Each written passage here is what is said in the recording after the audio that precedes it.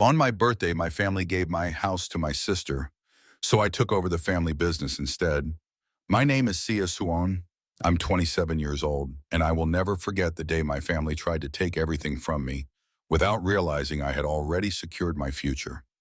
I had always been the responsible daughter, the one who put in the work while my younger sister Issa, now 25, lived like an Instagram celebrity while she showed off designer bags and luxury vacation. I spent long hours at the office, helping run the family business. Our father, Robert Sutton, had built a boutique hotel empire from the ground up, and I had been learning the business since I was 16. Sia, you have to understand this. Business requires sacrifices. My father would remind me whenever I had to cancel plans to stay late, reviewing contracts. Meanwhile, Issa spent freely without a second thought. She's young, let her enjoy life. She'll mature eventually. My mother, Margaret, would say in her fence, but Issa never did at 25. She still lived at home with no real job.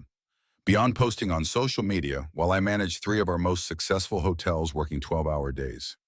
Everything changed 6 months ago when I met Liam. Our new financial advisor. He was sharp, honest, and quick to notice something alarming in our company's financial records. One day he stepped into my office and shut the door behind him. Sia, he said, his tone serious. I've been reviewing the accounts from the past 5 years. Did you know your sister has spent over $2 million of company funds? My world came to a halt. What? He laid several documents on my desk. Travel expenses, designer clothes, extravagant parties, every dollar, meticulously listed under marketing expenses. She claims she's the brand's social media image. Liam explained that night. I confronted my father, and his response left me cold. I know, Sia. I approve those expenses, $2 million in personal spending. Are you serious? My father removed his glasses and said, you have your way of contributing to the company, and she has hers. That conversation changed everything for years. I had worked tirelessly, hoping to earn my father's approval. But the truth was, I never would. Liam became my confidant over the next few months. We quietly documented every irregularity, every questionable decision, and every unnecessary expenditure. He also helped me realize something I had overlooked: my own rights. As it turned out, I was the majority shareholder in the company years ago. My father had structured ownership that way for tax purposes, never expecting I would one day understand how to leverage that power. You need to protect yourself, Liam advised. Your family is treating the company like their personal piggy bank. But that wasn't even the worst of it. Liam warned me that my father was preparing to transfer significant assets, including my own home. They're drafting documents to transfer the house to Issa. I froze my house, the one I bought with my own money. Technically, they argue, bought it with your company's salary, meaning it was a corporate gift and can be reassigned that night. I couldn't sleep. The home I had worked so hard for, the one place I had built to escape my toxic family, could be taken away with a single signature. But Liam and I had a plan. The moment of truth came on my 28th birthday. My family threw a party at our parents'. The estate was packed by parents, Issa aunts, uncles, cousins, and even business partners during the toast. Issa stood up holding a crystal champagne flute, one that probably cost $500. I have a special announcement, she said, flashing a bright smile at the crowd. My father has given me the most incredible gift, Sia's house. For a brief moment, the room fell silent before breaking into applause. My mother beamed with pride while my father avoided my gaze. Isn't it wonderful? Issa continued. Since Sia is always at the office, she doesn't really need such a big house. I'll put it to better use. I stood up slowly, my heart pounded. But my mind was clear. You're right, Issa. I am always at the office. I reached into my handbag and pulled out a folder. And since we're making announcements, I have one of my own. Silence fell over the room.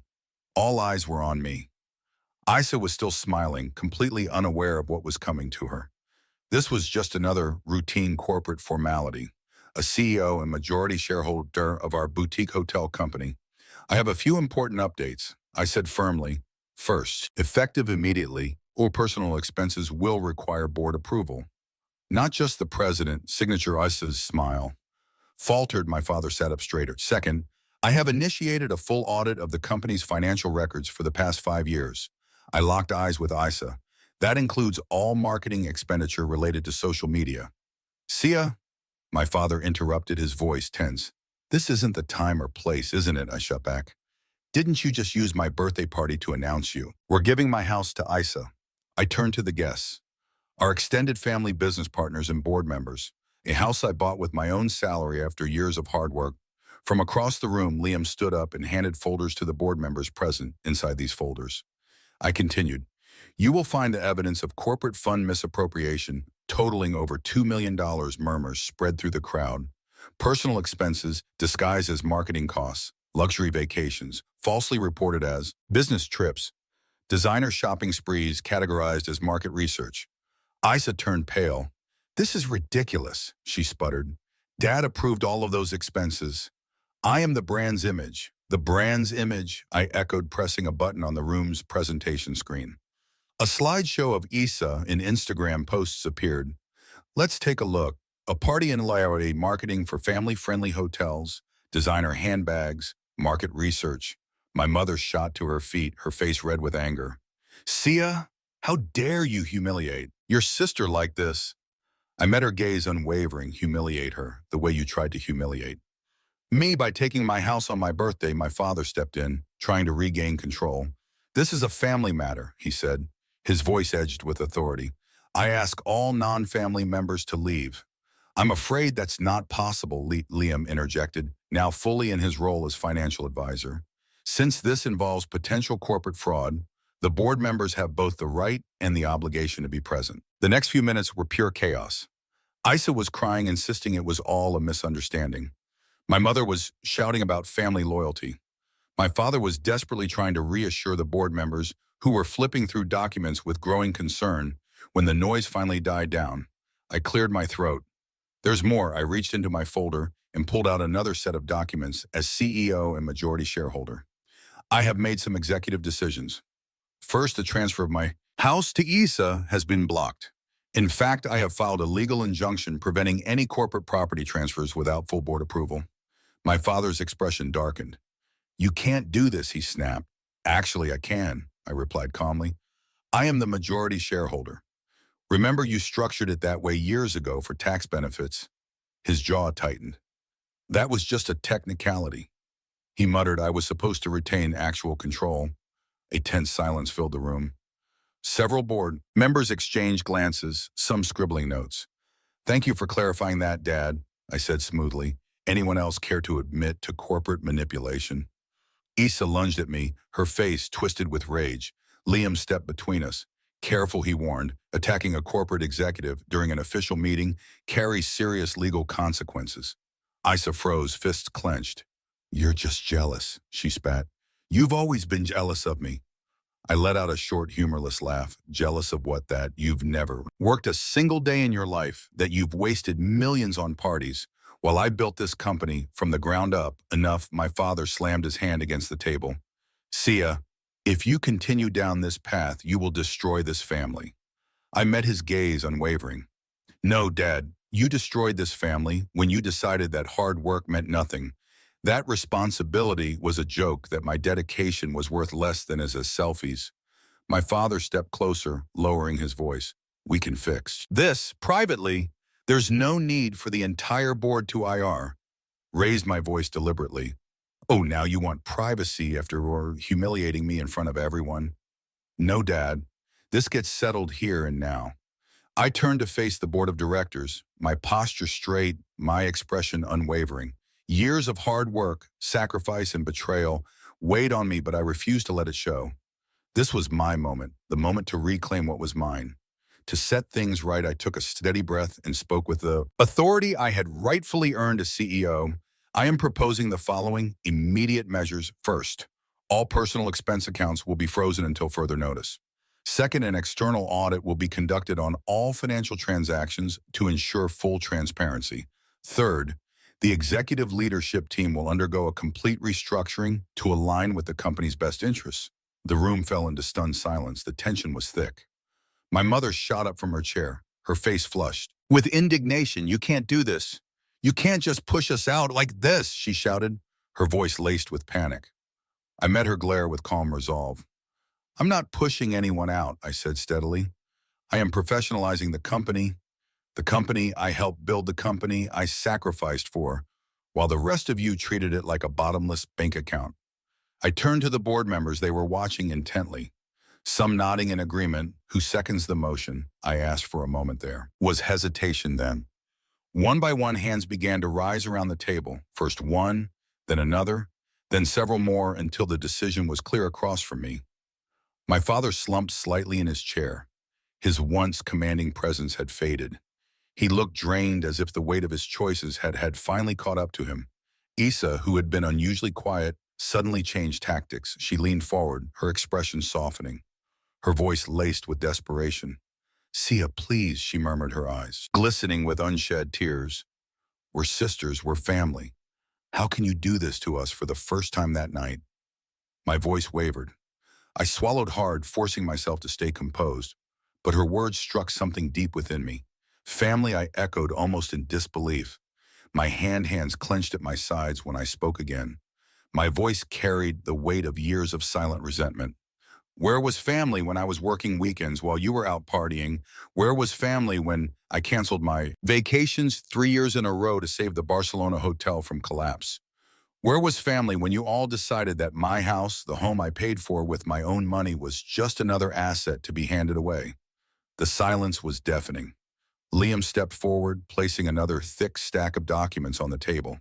His expression was unreadable, but his posture exuded quiet authority.